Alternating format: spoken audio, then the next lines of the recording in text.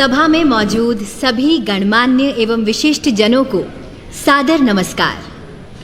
Farewell, विदाई, यह शब्द सुनते ही मन भर उठता है, लेकिन कर्तव्य पथ पर निरंतर अग्रसर रहने वालों के लिए यह जीवन की किताब का एक अहम पन्ना बन जाता है, जहां ठहराव नहीं, नया आरंभ होता है। आज ऐसे ही एक सुनहरे पन्ने को संसद की इस किताब में स्वर्ण अक्षरों से अंकित करने और यादों को संजोकर यहां से कदम आगे बढ़ाने के लिए हम सभी संसद के ऐतिहासिक केंद्रीय कक्ष में एकत्रित हुए हैं। आप सभी का स्वागत, अभिनंदन। अब मैं भारत के माननीय उपराष्ट्रपति जी एवं राज्यसभा के सभापति श्री एम वेंकैया नायडू जी से अनुरोध करती हूं कि वे माननीय राष्ट्रपति जी का स्वागत करें।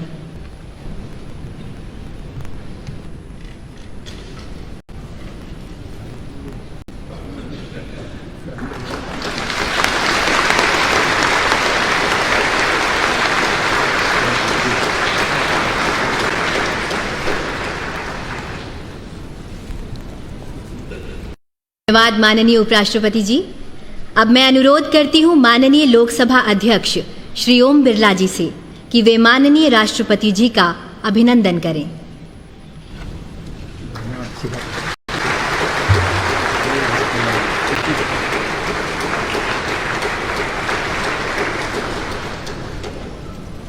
धन्यवाद मान्यवर। अब मैं आग्रह करती हूं लोकसभा के माननीय अध्यक्ष श्री ओम बिरला जी से कि वे माननीय राष्ट्रपति जी के सम्मान में संसद सदस्यों की ओर से विदाई संदेश प्रस्तुत करें।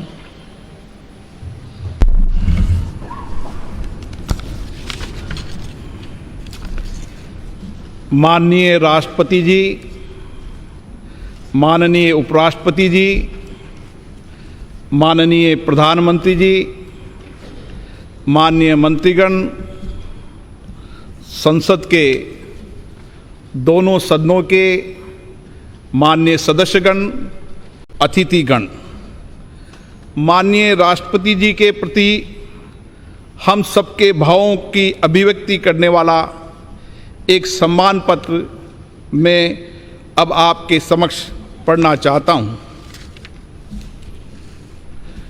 माननीय राष्ट्रपति महोदय श्री रामनाथ कोविंद जी, भारत की संसद के दोनों सदनों के सदस्यों के लिए आज गर्व का अवसर है कि जब वे राष्ट्र की ओर से आपके प्रति कृतज्ञता, सम्मान, श्रद्धा और साधुवाद व्यक्त करने के लिए एकत्रित हुए हैं।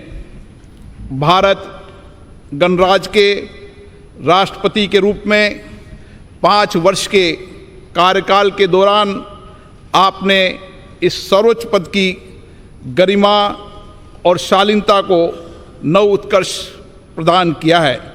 इसके लिए हम सब हृदय से आपका आभार प्रकट करते हैं। महोदय, उत्तर प्रदेश के कानपुर जिले के एक छोटे से गांव परोग से भारत के राष्ट्रपति के शीर्ष पद तक पहुंचने की आपकी यात्रा हमारे लोकतंत्र की एक अद्भुत एवं प्रेरक उपलब्धि है। सुदीर्घ सार्वजनिक जीवन में राष्ट्रहित तथा जनसामान्य के कल्याण को लक्षित करके लिए किए गए कार्यों से आपने ये सिद्ध किया है कि आप एक बहुआयामी संवेदनशील जनसेवक हैं। वर्ष 1971 में दिल्ली बार काउंसिल के एक अधिवक्ता के रूप में अपने करियर की शुरुआत करने के बाद आपने दिल्ली उच्च न्यायालय और भारत के उच्चतम न्यायालय में अपनी सेवाएं प्रदान करते हुए निर्धन और वंचित लोगों की पूरी समर्पण के साथ मदद की है। उसके उपरांत राज्यसभा के सदस्य के रूप में अपने 2 कार्यकालों के दौरान आपने संसदीय समिति के सदस्य के रूप में तथा राज्यसभा की आवास समिति के सभापति के पद पर रहते हुए देश को अपना महत्वपूर्ण योगदान दिया है। महोदय, आपका दृढ़ विश्वास है कि शिक्षा सशक्तिकरण का सर्वश्रेष्ठ साधन है। इसी भावना से संसद सदस्य के रूप में आपने ग्रामीण क्षेत्र में शिक्षा के प्रसार के साथ साथ उच्च शिक्षा के क्षेत्र में बुनियादी सुविधाएं उपलब्ध कराने और उनकी गुणवत्ता बढ़ाने पर बल दिया है। आपने राष्ट्र निर्माण में महिलाओं की अधिक से अधिक भागीदारी और समाज के वंचित वर्गों, विशेष रूप से दिव्यांगों और अनाश्रितों के लिए अधिक अवसरों के सृजन के लिए आपने निरंतर प्रयास किए हैं।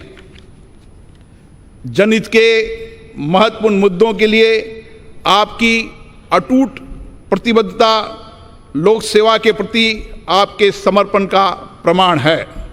महोदय, वर्ष 2015 में बिहार के महामहिम राज्यपाल के पद पर आसीन होने के बाद आपने संवैधानिक मूल्यों को संरक्षित रखते हुए शांतिपूर्ण तरीकों से और संवाद के माध्यम से अनेक मुद्दों का समाधान किया, जिसके लिए एक स्वर से आपकी सराहना की गई। कुलाधिपति के रूप में अपने राज्य के विश्वविद्यालयों के क्रियाकलापों के सुधार के लिए निरंतर प्रयास किए गए। इसके अतिरिक्त आपने कुलपतियों की नियुक्ति में पारदर्शिता लाने एवं विश्वविद्यालयों के बेहतर विनियमन के लिए एक न्यायिक आयोग का भी गठन किया। महोदय, जब आपको वर्ष 2017 में भारत गणराज्य के 14वें राष्ट्रपति के रूप में भारत के राष्ट्राध्यक्ष का दायित्व मिला, तो आपने अपने पद की अपेक्षाओं एवं चुनौतियों को गरिमा एवं विनम्रता से स्वीकारते हुए पदभार को ग्रहण किया। आपके विनम्र स्वभाव तथा कार्यशैली ने हम सभी सांसदों के मन में एक विशिष्ट स्थान बनाया है। संसद में दिए गए आपके अभिभाषण, आपकी दूरदर्शिता देश के समक्ष उपस्थित राजनीतिक एवं सामाजिक विषयों की गहरी समझ एवं उनके समाधान हेतु आपकी स्पष्ट सोच को प्रदर्शित करते हैं। आपके अभिभाषण ने सभी दलों के लोगों को समान रूप से प्रेरित किया है और उनके दायित्वों के प्रति भी जागृत किया है। यही कारण है कि आपको सभी दलों के नेताओं का पूर्ण सहयोग मिला है तथा हम सब आपको संवैधानिक मूल्यों एवं आदर्शों के संरक्षक के रूप में देखते हैं। हमें स्मरण है कि पद ग्रहण करने के बाद जब आप पहली बार अपनी जन्मस्थली गए थे, तब आपने भाव विभोर होकर वहाँ की धरती को नमन किया था तथा कानपुर की अपने शिक्षण संस्थान में आपने मंच से नीचे उतरकर शिक्षकों का चरण स्पर्श किया था। आपकी इन्हीं विशेषताओं ने नागरिकों का दिल जीता है और वे आपके साथ विशेष जुड़ाव महसूस करते हैं। महोदय, राष्ट्रपति के रूप में आपके कार्यकाल को अनेक मधुर और स्मरणीय पलों के कारण सदैव याद रखा जाएगा। स्वतंत्रता दिवस पर राष्ट्रपति भवन में आयोजित उस एट होम रिसेप्शन को आज भी याद किया जाता है, जिसमें आपने असंख्य लोगों का जीवन बचाने वाले कोरोना योद्धाओं को सम्मानित करने के लिए उन्हें मुख्य अतिथि के रूप में आमंत्रित किया था। भारतीय सेना के सुप्रीम कमांडर के रूप में मई 2018 में सियाचिन में सबसे ऊंचाई पर स्थित युद्ध क्षेत्र कुमार पोस्ट में तैनात सैनिकों से आपकी ऐतिहासिक मुलाकात पीएम केयर्स निधि में 1 माह के वेतन का दान करने का आपका अनुकरणीय योगदान, कोविड-19 के विरुद्ध संघर्ष के दौरान अधिक धनराशि उपलब्ध कराने के लिए मितव्ययता के उपायों के साथ 1 वर्ष के लिए अपने वेतन के 30% भाग का परित्याग करना, ऐसे कई उदाहरण हैं जो देश की सामूहिक चेतना में स्थायी रूप से अंकित रहेंगे। भारतीय संविधान के सिद्धांतों का अक्षरशः पालन, राजनीति निष्पक्षता के लिए आपकी प्रतिबद्धता और राष्ट्रपति भवन को आम नागरिकों के लिए सुलभ बनाने जैसे आपके अनुकरणीय कार्य आने वाली पीढ़ियों को सदैव प्रेरित करते रहेंगे। महोदय, आज जब राष्ट्र अपनी स्वतंत्रता के 75वें वर्ष में है, हमारा सौभाग्य है कि हम आपके दूरदर्शी एवं अनुभवी मार्गदर्शन में अमृतकाल में प्रवेश कर रहे हैं। आप राष्ट्रपिता महात्मा गांधी, बाबा साहेब अम्बेडकर, श्यामा प्रसाद मुखर्जी व पंडित दीनदयाल उपाध्याय जैसे महान नेताओं से प्रेरित रहें। आपकी सरलता, विनम्रता तथा परहित को स्वहित से अधिक महत्व देने के स्वभाव से ये स्पष्ट है कि आपने इन महापुरुषों के विचारों और शिक्षाओं को अपने जीवन में अनुसरण किया है। हम आपके स्वस्थ जीवन और दीर्घायु होने की कामना करते हैं। जय हिंद।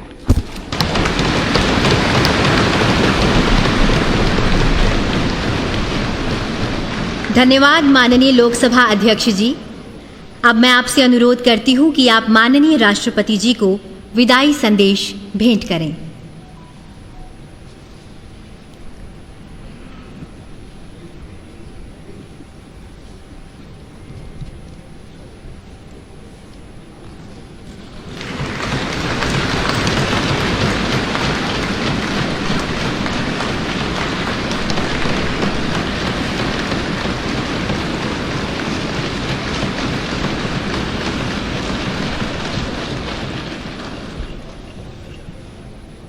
धन्यवाद मान्यवर। अब मैं अनुरोध करती हूँ माननीय उपराष्ट्रपति एवं राज्यसभा के सभापति श्री एम वेंकैया नायडू जी और लोकसभा अध्यक्ष श्री ओम बिरला जी से कि आप दोनों संयुक्त रूप से माननीय राष्ट्रपति जी को स्मृति चिन्ह भेंट करें।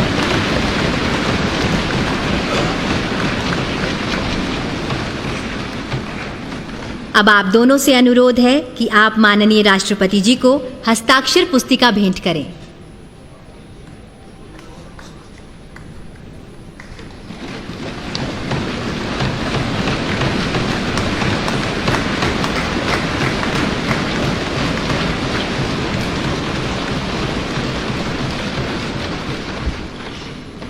सादर धन्यवाद। अब मैं विनम्र निवेदन करती हूँ माननीय राष्ट्रपति जी से कि वे विशिष्ट जनों की सभा को संबोधित करें और हम सभी का मार्ग प्रशस्त करें।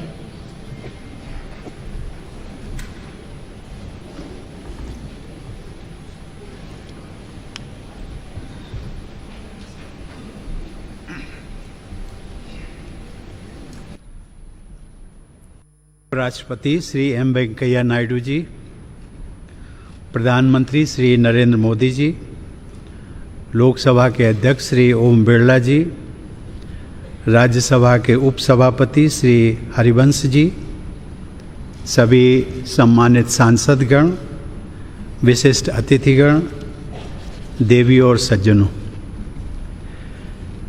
आज आप सबसे जब मैं विदा ले रहा हूँ तो मेरे हृदय में अनेक पुरानी स्मृतियाँ उमड़ रही हैं। इसी परिसर में,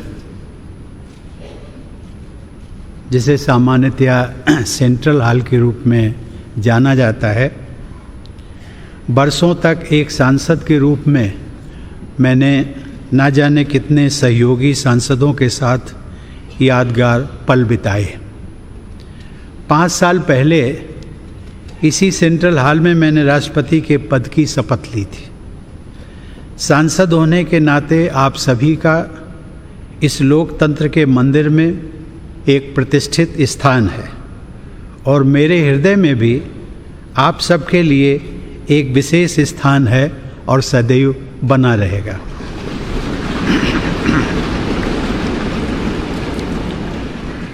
आप सबके लिए यह विशेष गौरव की बात है कि आप सब भारत की जनता के निर्वाचित प्रतिनिधि हैं। भारत की जनता ने आप सबके माध्यम से मुझे राष्ट्रपति के रूप में चुनकर देश की सेवा करने का अवसर प्रदान किया। इसके लिए मैं देशवासियों का सदैव आभारी रहूँगा। सर्वशक्तिमान ईश्वर की कृपा से जिस दायित्व को निभाने का अवसर मुझे प्राप्त हुआ, उसका निर्वहन आप सभी के सहयोग के बिना संभव नहीं था। इसके लिए मैं आप सबका भी आभार व्यक्त करता हूँ। अपने कार्यकाल के दौरान मैंने अपनी पूरी क्षमता से अपने कर्तव्यों का निर्वहन करने का प्रयास किया है। आप सब ने मेरे प्रति जिस अटूट विश्वास का परिचय दिया, उसके बल पर मैं अपने कर्तव्यों को भली भांति निभा सका। मेरे सभी पूर्ववर्ती राष्ट्रपति मेरे लिए प्रेरणा का स्रोत रहे हैं। माननीय सदस्यगण, राष्ट्रपति और सांसदगण उसी विकास पथ के सहयात्री हैं जो हमारे देश को प्रगति की उच्चतर उपलब्धियों की ओर ले जा रहा है। इस पथ को प्रशस्त करने वाली महान विभूतियों ने हमारे संविधान की रचना करके हमारी लोकतांत्रिक व्यवस्था की नींव रखी। यद्यपि संविधान सभा के सदस्यों को ही हमारे संविधान की रचना का श्रेय जाता है, लेकिन वह ऐतिहासिक कार्य उन्होंने भारत के लोगों के प्रतिनिधि के रूप में किया था। इसीलिए हमारा संविधान हम भारत के लोगों द्वारा अंगीकृत, अधिनियमित और आत्मार्पित किया गया। भारत के लोग ही अपने प्रतिनिधियों अर्थात आप सभी माननीय सांसदों के माध्यम से अपने गणतंत्र की यात्रा का मार्गदर्शन करते हैं। इसीलिए संसद को लोगों के तंत्र यानी लोकतंत्र का मंदिर भी कहा जाता है। देवी और सज्जनों, हमारे संविधान के अनुच्छेद 79 के अनुसार संघ के लिए एक संसद होती है जो राष्ट्रपति और दोनों सदनों से मिलकर बनती है। इस संवैधानिक प्रावधान के अनुरूप अपनी भावना का समावेश करते हुए मैं राष्ट्रपति को संसदीय परिवार के अभिन्न अंग के रूप में देखता हूँ। जैसा कि किसी भी परिवार में होता है, संसद में भी कभी कभी मतभेद होते रहते हैं। आगे का रास्ता कैसे तय करना है, इस विषय पर विभिन्न दलों के विचार अलग अलग हो सकते हैं, लेकिन हम सब संसद रूपी परिवार के सदस्य हैं जिनकी सर्वोच्च प्राथमिकता है राष्ट्र रूपी विशाल संयुक्त परिवार के हित में निरंतर कार्य करते रहना। राजनीतिक प्रक्रियाएं राजनीतिक दलों के अपने तंत्रों के माध्यम से संचालित होती हैं, लेकिन पार्टियों को दलगत राजनीति से ऊपर उठना चाहिए और राष्ट्र सर्वोपरि की भावना से यह विचार करना चाहिए कि देशवासियों के विकास और कल्याण के लिए कौन कौन से कार्य आवश्यक हैं।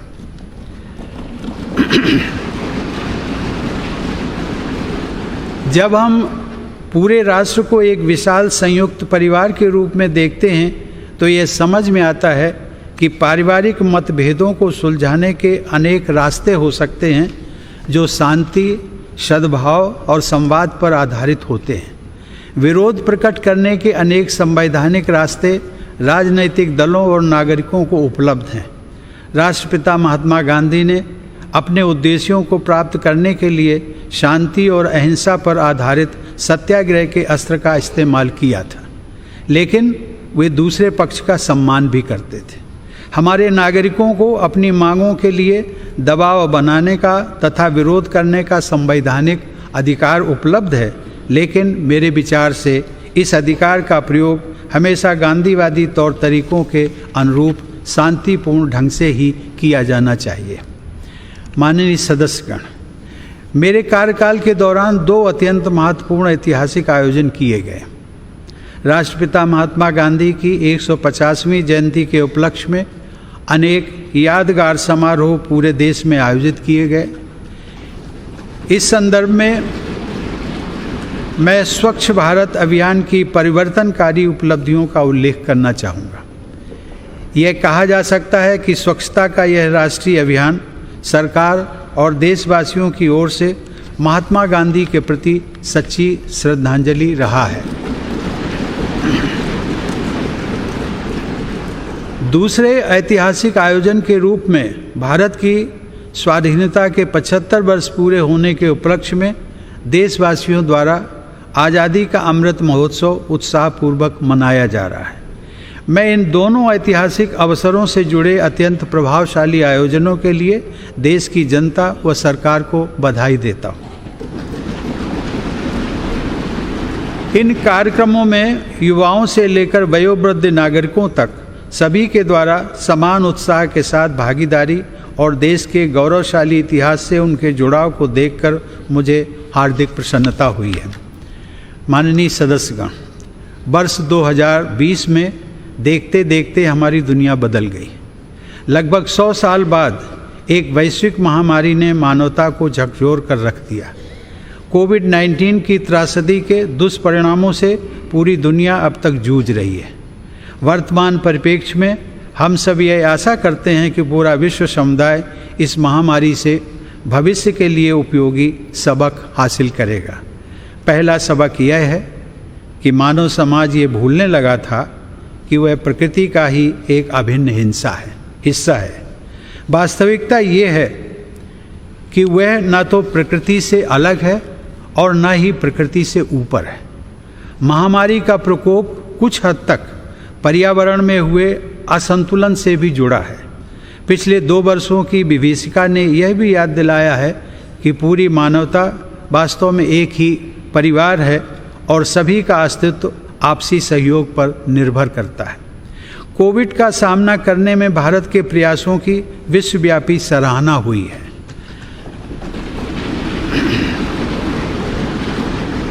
सबके प्रयास से हमने केवल 18 महीने में ही 200 करोड़ वैक्सीन लगाने का लक्ष्य प्राप्त किया है।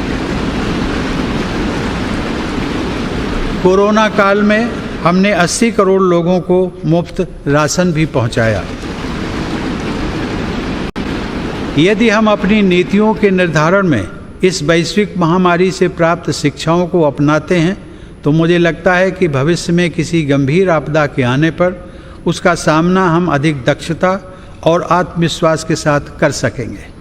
जलवायु परिवर्तन अब वाद विवाद का विषय नहीं रह गया है, बल्कि इसके परिणाम हमारे जीवन को सीधे सीधे प्रभावित करने लगे हैं। प्रकृति के प्रति सम्मान का भाव तथा मानवता की साझा नियति में विश्वास पर्यावरण की रक्षा करने में हमारी मदद कर सकता है। इस संदर्भ में ग्लोबल क्लाइमेट एक्शन में भारत की अग्रणी भूमिका तथा ऊर्जा के वैकल्पिक स्रोतों को बढ़ावा देने की पहल विशेष रूप से सराहनीय है।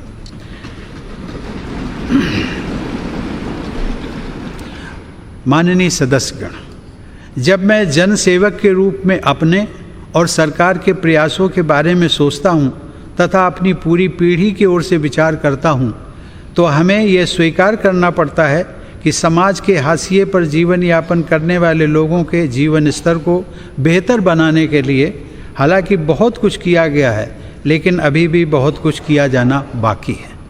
हमारा देश धीरे धीरे ही सही लेकिन सधे हुए कदमों से डॉक्टर अंबेडकर के सपनों को साकार करने की दिशा में आगे बढ़ रहा है।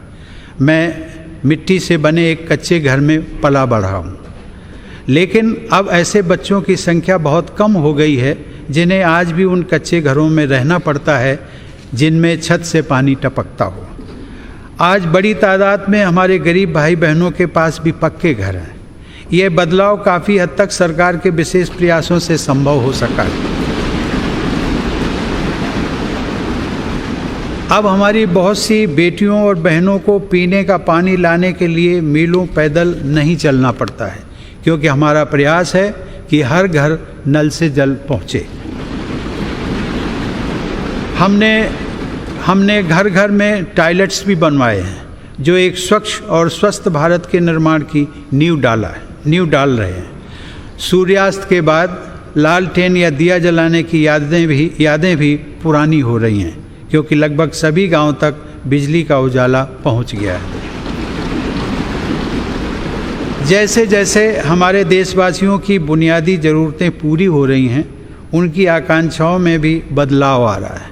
इस बदलाव का बड़ा रोचक एहसास पिछले महीने ही मैंने अपनी वृंदावन यात्रा के दौरान देखा, जब वहाँ एक वृद्धा आश्रम में रहने वाली एक महिला ने मुझसे हेलीकॉप्टर की सवारी कराने का अनुरोध किया। आज सामान्य देशवासियों के सपनों को उड़ान मिल रही है। यह बदलाव भेदभाव रहित सुशासन द्वारा ही संभव हो सका है। सामान्य जन के जीवन को बेहतर बनाने वाली ये समावेशी प्रगति बाबा साहब आम्बेडकर की परिकल्पना के सर्वथा अनुरूप है। महिलाओं में सशक्तिकरण की भावना को निरंतर मजबूत होते देखकर मुझे विशेष संतोष का अनुभव होता है। यह सशक्तिकरण युवा पीढ़ी की हमारी बेटियों को और आगे बढ़ा रहा है। मैंने जितने दीक्षांत समारोहों में भाग लिया है, उनमें से अधिकांश संस्थानों में मैंने देखा है कि बेटियों का प्रदर्शन लड़कों से बेहतर रहा है। मुझे विश्वास है कि राष्ट्रीय शिक्षा नीति 2020 इस बदलाव को और तेज़ी से आगे बढ़ाएगी। मेरा मानना है कि आने वाले वर्षों में महिला सशक्तिकरण से हमारा समाज और अधिक मजबूत होगा। स्त्री पुरुष के बीच समानता के इस अभियान का प्रभाव अन्य क्षेत्रों में हो रही प्रगति में भी परिलक्षित होता है। माननीय सदस्यगण, अपनी बात समाप्त करने से पहले मैं राष्ट्रपति पद के लिए नवनिर्वाचित श्रीमती द्रौपदी मुर्मू को हार्दिक बधाई और शुभकामनाएं देता हूँ।